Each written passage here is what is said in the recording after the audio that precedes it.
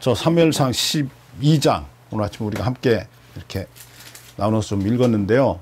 이 12장은 사무엘서 전체, 그러니까 사무엘서는 사무엘상 하를 이야기합니다. 사무엘서 전체에서 굉장히 중요한 길목을 지키고 있는 말씀입니다.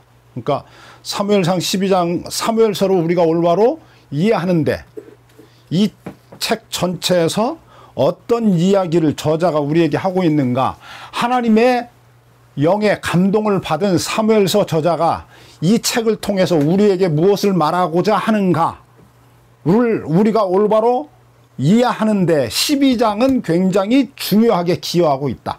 그러니까 이 12장 말씀은 이게 불과 몇 절 안 되는데 우리가 쉽게 그냥 읽고 넘기면 안 된다. 깊은 생각과 묵상과 어떤 이해가 우리에게 있어야만 이 사무엘서를 우리가 올바로 이해할 수 있다. 됐죠?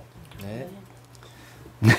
자, 그러면 이 사무엘서상 이 12장에서 이 그 사무엘서 저자가 우리에게 지금 무슨 이야기를 하고 있는가를 우리가 좀 오늘 아침에 살펴볼 텐데, 이게 첫 번째 대목입니다. 우리가 읽은 내용이. 자, 12장 1절 보죠. 12장 1절 보겠습니다. 사무엘이 온 이스라엘에게 말했다. 그러죠? 이 사무엘이 온 이스라엘에게 말했다. 저 좀 보세요. 온 이스라엘에게 말했다는 말은 자기 앞에 이스라엘 나라의 왕과, 나중에 보니까 왕이 자꾸 나오잖아요. 왕과, 그리고 이스라엘 나라의 정치 지도자들, 장로들, 부족의 장들, 그리고 이스라엘의 남자들을 다 불러 모아놓고 지금 하나님 앞에서 하는 이야기예요. 그래서 제가 표준세 번역을 읽어보았더니 표준세 번역은 이 말씀에다가 무슨 제목을 붙였냐면 사무엘의 유언설교 이렇게 붙였어요. 이해하셨죠? 네. 그러니까 사무엘이 이스라엘 백성들과 고별하면서 한 설교다. 이제 이런 설교가 우리가 성경에 보면 몇 차례 있어요.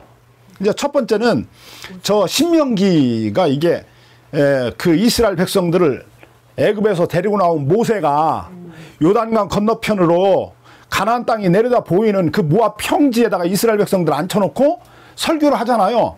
그게 유언설교라고 그랬잖아요. 유언설교. 그 설교가 굉장히 길죠. 그 유언설교의 핵심은 저 시내산 언약이에요. 저 출애굽기 20장, 21장, 22장, 23장에 있는 이 4장의 말씀을 이렇게 길게 펼쳐가지고 그들이 광야 생활을 하면서 있었던 일을 거기에 더하고, 그래서 그들의 지나온 역사를 되돌아보면서 너희가 앞으로 이 땅에서 어떻게 살 것인가, 너희가 어떤 역사를 만들어낼 거냐, 너희가 어떤 나라를 이 땅에서 너희와 너희 후손들에게 물려줄 거냐, 너희는 이 땅에서 어떻게 삶을 살고 너희 후손들에게는 얼마나 복된 미래를 이렇게 넘겨줄 거냐, 유산으로 남겨줄 거냐, 그러려면 어떻게 해야 하는가, 너희 앞에 두 가지의 길이 있다 그러잖아요. 하나는 뭐예요? 복을 받는 길이죠. 너희가 만일 너희 하나님 여호와의 말씀을 잘 듣고 그 명령을 지켜 살면 너희는 복을 받을 것이다. 모든 만민 위에 뛰어난 복을 받을 것이다. 너희 집에 있는 모든 그릇이 복을 받고 너희 우양이 복을 받고 너희가 농사를 짓는 모든 논밭이 복을 받을 것이다.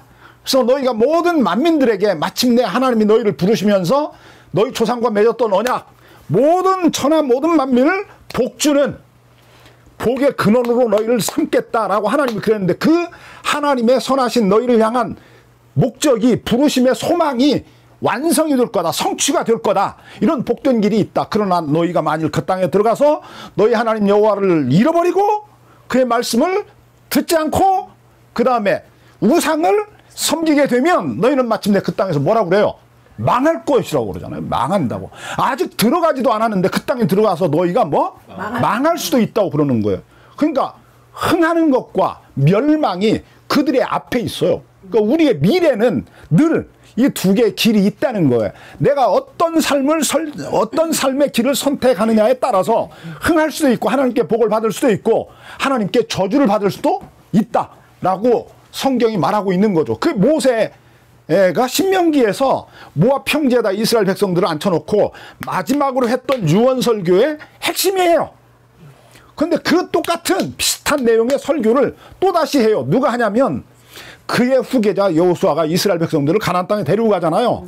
그래서 31명의 그 땅에 살고 있었던 독재자들, 저 폭력을 앞세워서 그 땅에 평민들을 지배하고 억압하고 짓누르고 빼앗고 있었던 그 나쁜 왕들을 다 제거한 후에 하나님이 그 여호수아서를 그 땅에 마침내 평화를 가져왔다 그래요. 그래서 그 땅에 들어간 이스라엘 백성들뿐만 아니라 그 폭력적인 왕들에게 그 신음과 고통과 막 아픔과 억울함을 토로하며 울부짖었던 그 땅의 원주민들이 함께 평화를 누리는 거예요. 근데 그 시기에 여호수아가 늙어서 이제 죽게 되니까 또다시 세겜이라고 하는 자기가 살고 있던 그 동네에 그 마을로 이스라엘 백성들을 장로들을 다 불러 모아놓고 남자들을 불러 모아놓고 비슷한 설교를 또 해요. 그 설교의 핵심이 뭐냐면 지금 너희가 누구냐라는 거예요. 누구냐. 지금 너가 누군지 아느냐. 너는 어디로부터 출발했냐? 저 메소포타미아 지역의 갈대아 우르라고 하는 마을에서 세상의 다른 사람들처럼 우상을 숭배하던 너희 조상을 우리 하나님 여호와께서 그를 불러내어서 거기서 불러내어서 이 가나안 땅을 그에게 돌아다니면서 이 땅이 얼마나 복된 땅인가를 알게 하시고 그리고 그 땅을 그에게 주겠다고 약속하시고 마침내 그의 아들 저 야곱과 그 자손들이 애굽에 내려가서 저 가뭄을 피했지만 그 땅에서 크게 번성해서 그들의 수가 많아지니까 애굽 왕에게 막 학대를 받잖아요.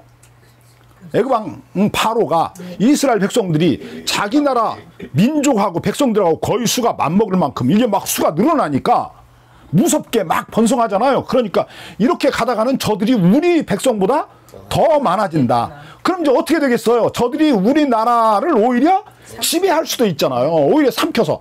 그러니까 이제 이 자식이 이게 커가지고 이게 삼키는 거야. 그러면 우리는 그들의 노예가 되지 않겠나? 혹은 적군이 우리를 쳐들어왔을 때 저들이 뒤에서 만약에 우리를 공격하면 우리는 앞뒤로 적을 맞아서 우리나라가 망하고 말 거다. 그러니까 어떻게 해야 돼요? 저들을 번성하지 못하도록 짓눌러야 되는 거예요. 학대를 해야 되는 거예요. 그래서 아들을 낳으면 다 죽여라. 막 이러잖아요. 막 학대하는 거야. 하나님이 창조 목적이 뭐냐면 생육하고 번성해서 땅에 충만하라.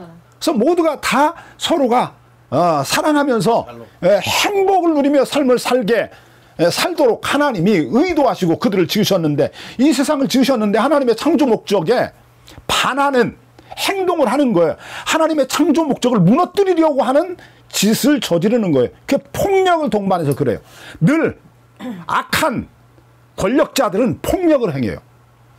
힘을 앞세워서 백성들을 짓누르려고 해요. 그리고 자기를 위하여 그들이 봉사하게 하려고 해요. 그러니까 이게 폭력적 지배자들의 공통분모가 뭐냐면 나를 위하여 너희가 존재한다는 거예요. 우리가 누구를 위하여 존재해? 자기를 위하여 존재하는 거예요. 자기를 위하여. 아셨죠? 네. 이런 생각으로 뭐를 하냐면 계엄을 하는 거야. 이놈이 계엄을 하려니까 그냥 계엄을 할 수가 없잖아요. 자기가 이제 헌법을 공부해서 알잖아. 계엄을 할 수 있는 그 조건이 있단 말이에요. 그 중에 하나가 뭐 내란과 외환이 일어나서 우리나라가 막 질서가 혼란하고 어지럽혀져 있을 때는 계엄을 선포할 수 있는 거예요. 그러니까 그런 상황이 좀 되었으면 좋겠는데 안 돼. 그래서 어떡하냐면 북한을 자꾸 자극해. 막 그래가지고 막 북한으로 막 드론을 보내고 막 오물풍선을 보내고 그래가지고 이거 막 견디지 못하도록 나중에는 어디까지 보내냐면 평양까지 그 드론을 보내가지고 막 김정은과 그 세력들을 자극하는 거야. 제발 좀 대포 좀 쏴라. 그러면 내가 뭐 할 수 있어요?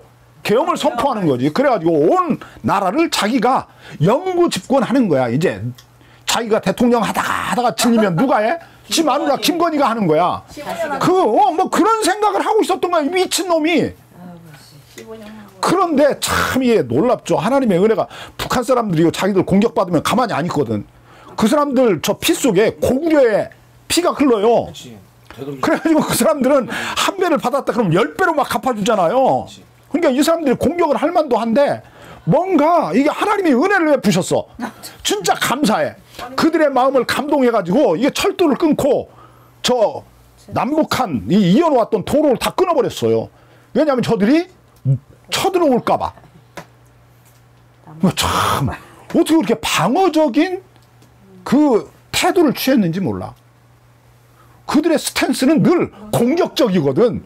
한 대를 맞으면 10배를 패야 된다 막 이런 건데 이 사람들이 이 도로를 끊고 저 철도를 끊었어요. 참 희한하죠. 그리고 그 시기에 반응을 하지 않아. 참 놀랍지. 기이한 거. 이거 하나님이 정말 우리 민족을 사랑하셔서 그들의 마음을 이렇게 다독여 놓은 거야, 하나님이. 진짜 우리는 감사해야 돼. 만약에 그때 이북에서 막 포나 막 쐈어 보세요. 그럼 윤석열이가 이미 얼마나 많은 준비를 해놓겠어요. 막 날라오고. 그러다 걔네들이 만약에 핵무기나 하나 터뜨렸다 이러면 그냥 끝나는 거예요. 끝나버려. 정말 위태위태했던 상황이었던 거야. 우리가 가만히 점검을 해보면 그래. 근데 왕들이 뭐를 하냐면 그 짓을 해. 가나안 땅에 살고 있었던 왕들도 이스라엘 백성들이 들어오기 전에 31명의 왕들이 부족이 31에 있었어. 그 안에. 그놈들이 다 왕노릇하면서 막 폭력적으로 지배해서 그 땅에 살고 있었던 원주민들이 막 너무 힘들고 괴로우니까 날마다 하나님께 막 울부짖는 거야. 하나님 제발 좀 우리 좀 살려주세요. 물론 뭐 여호와 하나님은 아니었겠지만 하늘님 막 이래가면서 막 울부짖는 거예요. 우리 민족도 막 그랬잖아요. 우리 저 하나님을 모르던 시대에 우리 선조들은 하느님을 이렇게 하늘님을 늘 이렇게 섬겨왔잖아요. 응? 그리고 막 하나님 막 하늘님 우리를 제발 좀 살려달라고 막 울부짖고 이랬잖아. 근데 그 땅 원주민들이 그랬어. 여호수아가 그들을 들어가서 멸망시키고 그 땅에 평화를 가져온 다음에 늙어 죽을 때 자기 이스라엘 나라의 지도자들을 다 불러 모아놓고 똑같은 설교를 했어요. 너희 앞에 몇 개의 길이 있다? 2개의 길이 있다. 하나는 뭐 흥하는 길이고 또 하나는 망하는 길이다. 어떻게 하는 거냐? 여호와의 말씀을 잘 듣고 그 명령을 지켜 살면 복을 받는다. 세계 모든 만민 위에 뛰어난 민족으로 하나님이 너희를 만들어 주실 것이다. 그래서 천하 모든 만민이 너희를 통해서 하나님을 믿고 하나님과 평화를 누리며 복을 받는 세상이 온다. 그러니까 이 모든 세상에 있는 모든 나라들이요 서로를 사랑하고 좀 인정하고 상대방을 인정하고 이렇게 대화로서 화해하면서 대화로서 문제를 풀어나가면 이 땅에 전쟁이 있을 일이 없어요. 그렇잖아요. 네. 근데 이 대화를 해야 될 때 뭐를 들고 나와요? 무기. 칼을 들고 나와요. 누가 그래? 푸틴이 그러잖아. 또 누가 그래? 윤석열이가 그러잖아. 평화로운 우크라이나를 왜 침공을 해? 하여튼 뭐 사연이 있긴 있는데 아무리 그렇다고 하더라도 그 말로 이렇게 대화로서 풀어야지. 이걸 무기를 들고 나와가지고 뭐 일주일이면 전쟁이 끝날 줄 알았대요. 푸틴이. 그런데 그게 지금 몇 년이 지났어요. 뭐 3년째 전쟁하고 있잖아요. 이게 끝이 안 나요. 왜 끝이 안 나냐면 이제는 옛날하고 달라가지고 옛날에는 막 탱크 막 이런 중무장한 군인들이 들어가서 이 공격을 하면 되었는데 요즘은 드론이 그렇게 많아요. 드론 이게 비싸지도 않아요. 그러니까 이놈이 막 탱크 가서 다 때려잡고 막 비행기도 때려잡고 막 이러잖아요. 폭탄 달아가지고. 그런데 참 자격증 있으면 우리나라는 진짜 우리 선조들이 우리에게 지혜로운 머리를 물려줬어요. 드론을 잡는 탱크가 있어요. 우리나라에. 그걸 만들어냈어요. 이게 1분에 200 몇 발인가 뭐 600 몇 발을 쏜대요. 이 탱크가. 예, 그런데 드론들을 이렇게 추적할 수 있는 레이더망을 이렇게 그 전차가 가지고 있어요. 근데 이 레이더망이 굉장히 촘촘해. 그래가지고 아주 작은 저 드론들도 막 수백 대가 막 공중에 떠서 이렇게 몰려오는데 1분 만에 싹 제거해버려요. 그거 자격증 타야. 와, 하여튼 우리 한국인은 참 대단해. 그래가지고 지금 전 세계가 절대 한국은 건드리면 안 된다. 저 일본이 왜 독도를 빼앗으려고 종종 뭐 위협을 가하고 그러잖아요. 무슨 뭐 군함을 이렇게 보내고. 그런데 그 군함을 파견할 때도 일본의 정치가들이 절대 선은 넘지 말라고 그런대요. 그 선을 넘잖아요. 그러면 그냥 끝나. 우리나라는 얼마나 무서운 저 잠수함이 어뢰를 가지고 있냐면 대부분의 어뢰들은 이게 물속으로 가잖아요. 근데 우리나라 어뢰는 그 물 밖으로 나와요. 그래가지고 이놈이 레이더가 추적하는 레이더가 있어요. 그래가지고 저 이게 실험을 해보니까 항공모함도 가서 때려잡아요. 그러니까 이게 참 얼마나 놀라운지 항공모함 하면 얼마나 많은 전투기를 가지고 있고 자기를 보호할 수 있는 주변에 군함들이 많고 이래요. 그런데 이 어뢰가 얼마나 빠르고 얼마나 날쌔고 얼마나 이 궤적을 추적하지 못하도록 막 이렇게 낮은 속도로 날아가가지고 때리는지 인식했을 때는 이미 그 배가 파손이 된 이후에. 예, 그러니까 이게 우리나라 지금 경제력, 아니 군사력이 세계 5위라고 그러는데 핵무기를 빼잖아요. 1위래요, 1위. 기술력. 예. 핵무기 전쟁만 안 하고 만약에 우리나라로 전쟁한다 그러면 그 누구도 우리나라를 이길 수가 없대요. 그러니까 핵무기 버금가는 걸 만들었네. 그렇죠. 핵무기 버금가는 뭐 그 무기들을 가지고 있어요. 자, 이거 이야기가 좀 딴 데로 가긴 했는데. 자, 이제 우리 이런 이야기 하면 재밌잖아요. 우리나라가 참 대단해요. 세계 굉장히 많은 나라 사람들이 젊은이들이 우리나라가 남북이 대치하고 있잖아요. 그런데도 우리나라로 막 오잖아, 젊은이들이. 하루를 살아도 대한민국에서 살다가 죽겠다는 거야. 뭐 그래가지고 막 몰려와요. 그러니까 우리 조금 뭐 나쁜 측면에서 보면 우리가 자식들을 많이 못 낳아가지고 좀 걱정이 되긴 하는데 그 사람들은요, 우리나라 이렇게 뭐라고 그래, 시민권이라고 그래? 우리나라 국적을 이렇게 얻잖아요. 우리나라 사람하고 결혼한 사람들은 자식을 많이 낳아요. 미국 여자도 막 우리나라 와서 애를 뭐 4명째 지금 낳았대요. 그랬더니 세상에 어떻게 나라에서 이렇게 돈도 주냐, 막 뭐도 주냐, 이 지원금이 왜 이렇게 많냐. 이야, 여기가 천국이다. 미국이 천국이 아니라 여기가 선진국이다. 막 이래가지고 영상을 올려요, 유튜브를. 그래가지고 미국의 여자들이 막 우리나라로 막 이제 결혼하려고 그런데요. 참, 감사한 얘기죠. 조금만 우리나라가 나를 위하여, 여보세요, 나를 위하여 모든 백성은 존재하는 거야.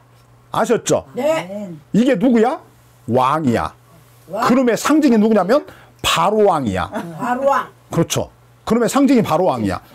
그놈의 지금 그놈과 비슷한 놈이 이 지구상에 몇 놈이 있어. 그 중에 하나가 중국의 시진핑, 그 다음에 러시아의 푸틴, 이북의 김정은.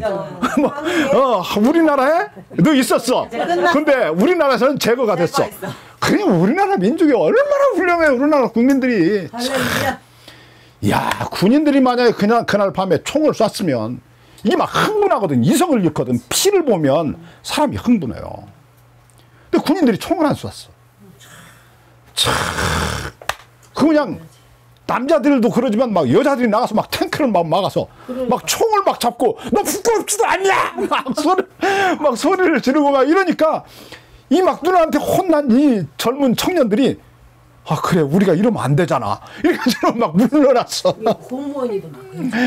예, 굉장히 많은 훌륭한 우리나라 저 국민들이 젊은 청년들이 나가서 막 막아서 막 연세가 막 많은 노인들이 막 시끌시끌한 머리를 가진 분들이 나와가지고 막 군인들을 붙잡고 막 끌어안고 이놈아 너 이러면 되냐고 막 이러는 거야. 막 울어. 그러니까 이게 어떻게 해볼 수가 없어. 총을 못 쏘지.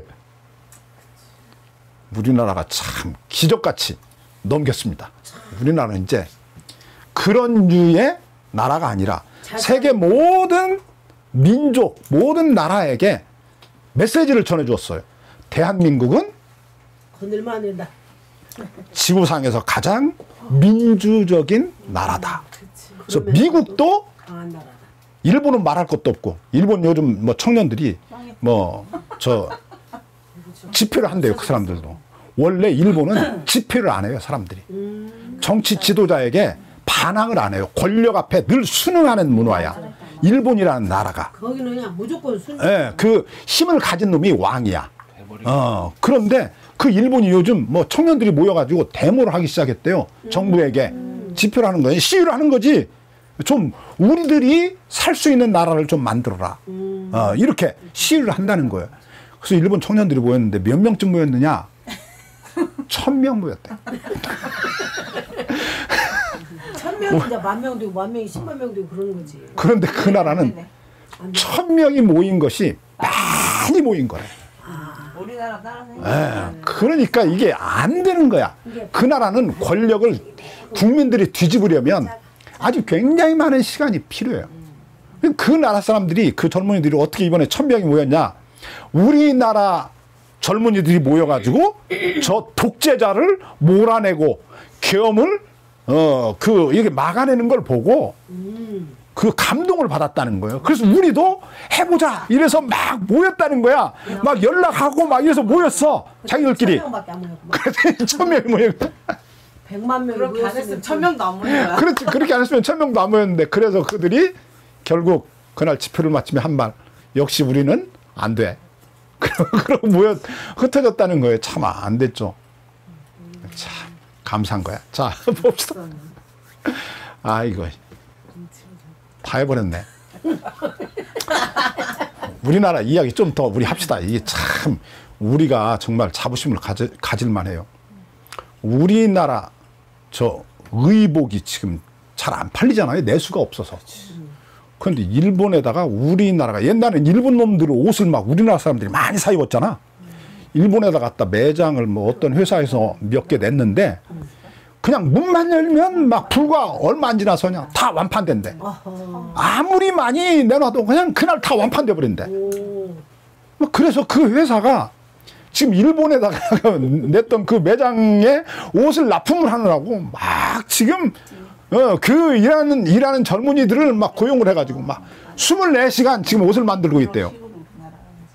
이게 지금 놀라운 일이 벌어지고 있어요. 뭐 무슨 드라마, 뭐 영화, 뭐 뮤직 이런 걸 뭐 넘어서서 이제는 음식으로 가더니 그게 어디까지 가냐면 옷으로 가고요. 이제 또 뭐 우리나라에서 무슨 핸드백을 만드는데 그 핸드백이 또 유명한가 봐요. 그게 그렇게 또 이제 불티나게 팔리기 시작한답니다. 그래서 이제 우리나라 K-뷰티 화장품은 뭐 말할 것도 없고, 이제 세계 모든 사람들이 우리나라 옷 입고 화장품 바르고 이제 뭐 신발 신고 막 이제 이제 우리나라 사람들이 하는 말 하고 우리나라 사람들이 부르는 노래 부르고 이제 이러면서 이제 살아가게 생겼어요.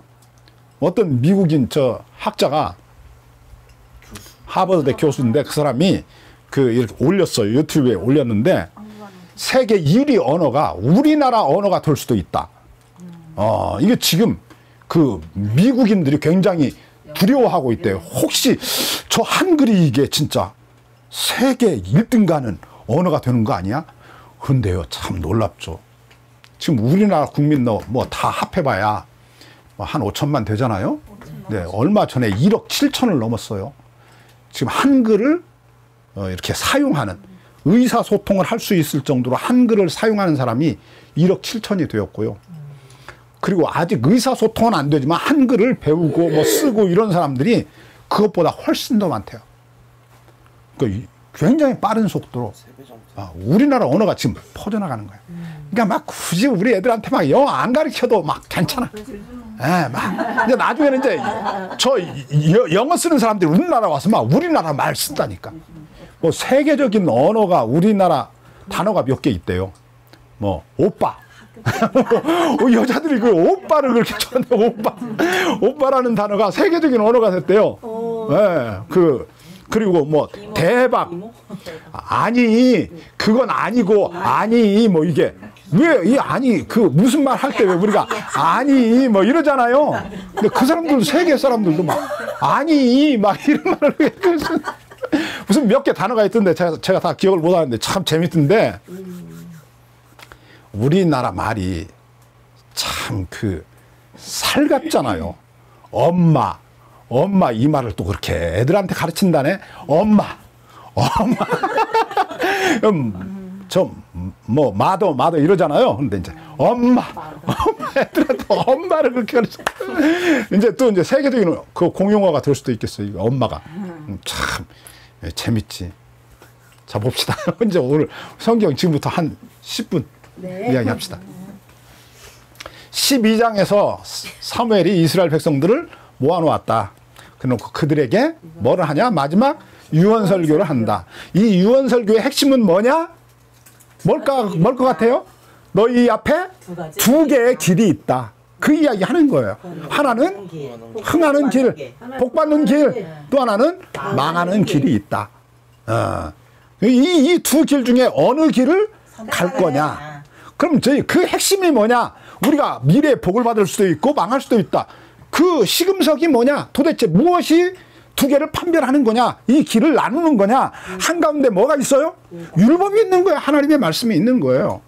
하나님의 말씀이 뭐예요? 율법이 뭐야? 핵심이 뭐라고 그랬지? 공평과 정의를 행해라. 그러나 그것만 가지고는 부족하니까 그 위에 자비를 행해라 라고 하는 거예요. 이 자비가 뭐예요? 사랑하는 거예요. 어떻게 사랑하는 거예요? 은혜.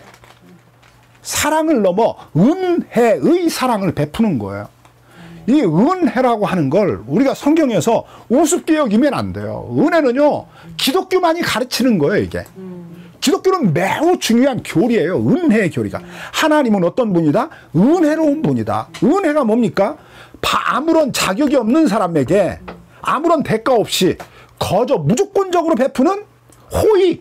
이게 뭐냐면 은혜예요, 그게. 그러니까 자격이 없는 사람에게 아무런 대가 없이 무엇을 뭐 대가로 내걸고 네가 이렇게 하면 내가 너 복 줄게. 이게 아니에요. 표면적으로는 하나님의 율법이 우리에게 말해요. 하나님의 율법을 걸고 하나님이 우리에게 말한다고. 너 똑바로 살아야 돼. 공평과 정의를 행해야 돼. 이웃에게 자비를 행해야 돼. 그래야 너희들 복을 받아. 알았지? 제발 좀 그렇게 살고 복을 받아라. 그래야 내가 너희를 통해서 이 세상 모든 나라, 모든 사람들을 내 자식으로 품을 수 있잖아. 그래야 이 세상에 생육하고 번성하고 모든 생명체들이 하나님께 지음받은 모든 생명체들이, 모든 피조물들이 행복하게 살아갈 수 있는 세상이 오잖아. 그래야 되는 거 아니야. 그러니까 제발 좀 너희가 내게 부름을 받은 첫 번째 아들답게, 내 백성답게 좀 저들과는 다른 삶을 살아라. 세상 사람들은 어떤 원리 위에서, 어떤 법 위에서 삶을 살아가냐면, 힘을 가진 놈이 자기를 위하여 백성들을 어떻게 한다고? 억압하고, 그 다음에 짓누르고 빼앗고 그들의 자유를 빼앗아요. 그리고 자기를 위하여 공짜로 헌신하게 하는 거야. 공짜로 노동하게 하는 거예요. 그래서 누구만의 세상을 만들어? 자기와 지배층들만이 행복을 누리며 살아갈 수 있는 세상을 만드는 거예요. 이게 세상이야. 세상은 늘 그래. 그런데 하나님은 뭐라고 그래? 그들조차도 누구와 같다고 그래? 백성과 똑같다는 거야. 그래서 왕도 너희뿐만이 아니라 왕도 너희와 똑같이 누구의? 하나님의 율법 아래 있다는 거예요. 하나님의 율법을 지키며 살아가야 한다는 거야. 왕도 율법을 벗어나서 공평과 정의를 행하지 않고 자비를 행하지 않고 자기가 가진 권력을 남용해서 백성들을 지배하고 그 위에 서서 군림하면서 그들로부터 대가 없는 헌신과 수고, 자기를 위한 노동을 착취하게 되면 그들도 망한다는 거지. 이게 하나님의 율법이야. 그러니까 오늘 우리 사회에 비춰보면요, 대통령도 결코 누구 위에 있지 않냐면 율법 위에 있지 않아요. 이 율법이 말을 달리하면 하나님 위에 있는 거야. 그 누구도 하나님 위에 있으면 안 돼. 아멘. 이 세상을 지으신 하나님의 그 다스림 안에 하나님의 당신이 창조하신 피조세계를 향한 하나님의 선하신 의로우신 기대와 꿈, 어떤 그들을 향한 하나님의 어떤 뭐 목적, 이게 있잖아. 의도가 있잖아. 선하신 그 의도, 그 하나님의 선하시고 의로우신 뜻이 이루어져야 돼. 그게 뭐냐면 창조 목적의 완성이야. 그러니까 우리가 성경을 자꾸 작게 봐가지고 이스라엘 백성들이 하나님 뭐 율법을 지켜 잘 살면 복을 받는다. 그래서 세계 모든 만민 위에 뛰어난다. 그러면 이제 뛰어나면 어떻게 돼? 세계 모든 만민을 자기들의 발 아래 놓고 우리가 지배한다. 그리고 그 위에 뭐 군림하면서 뭐 하는 거야? 뭐 힘 가진 놈들이 세상에서 뭐 해? 갑질하잖아. 그게 미국 갑질하는 거. 그런 세상을 이스라엘 백성들이 꿈꾸는데 하나님은 그들이 잘 삶으로써 그런 세상에 오는 것을 기대하는 게 아니에요. 맞아요. 이스라엘 백성들이 하나님의 율법을 쫓아 살았더니 이렇게 모두가 다 함께 행복한 삶을 사는 나라를 만들었구나. 그러면 우리도 저들처럼 하나님의 율법을 지키면서 그 율법 아래서 삶으로써 모두가 다 더불어 함께 행복을 누리며 살아갈 수 있는 세상을 만들자. 아멘. 그렇게 됨으로써 하나님이 이 세상을 지으신 그 하나님의 창조 목적이 완성이 되고 그분이 기뻐하게 되는 그러한 세상을 하나님이 만들어 나가겠다, 회복하겠다라고 하는 꿈을 가지고 이스라엘 백성들을 불렀잖아. 그렇잖아. 그러니까 지금 이 세상을 과연 하나님께 반역한 이 세상을 선악과를 따먹고 우리가 왕이 되어서 우리 마음대로 이 세상을 좀 만들어 가겠다라고 그 악한 꿈을 꾸는 폭력적인 힘을 휘둘러서 자기들만의 세상을 만들어 보겠다고 하는 그 세상을 향한 하나님의 선하신 이 뜻과 꿈이 기대가 이게 완성될 것이냐, 이게 무너질 것이냐, 그렇잖아요. 그 기로에 서 있는데 그 출발선에 누가 있냐면 이스라엘 백성들이 있다는 거예요. 너희의 책임이 이처럼 막중하다는 거지. 너희가 어떻게 살아서 하나님께 어떤 복을 받느냐에 따라서 세상 사람들이 너희를 통해 내게 나올 수도 있고 너희로 인해서 하나님을 이게 저버릴 수도 있는 거야. 하나님을 떠날 수도 있는 거지. 참 이게 아주 본보기로 하나님께 부름을 받았기 때문에 너희가 얼마나 막중한 책임과 임무를 가지고 있느냐, 사명을 띠고 있느냐, 이걸 좀 기억해라 라고 하는 것을 누가 말하냐면 사무엘이 말하는 거예요. 다음 주에 우리 조금 더 구체적으로 한번 더 살펴보겠습니다.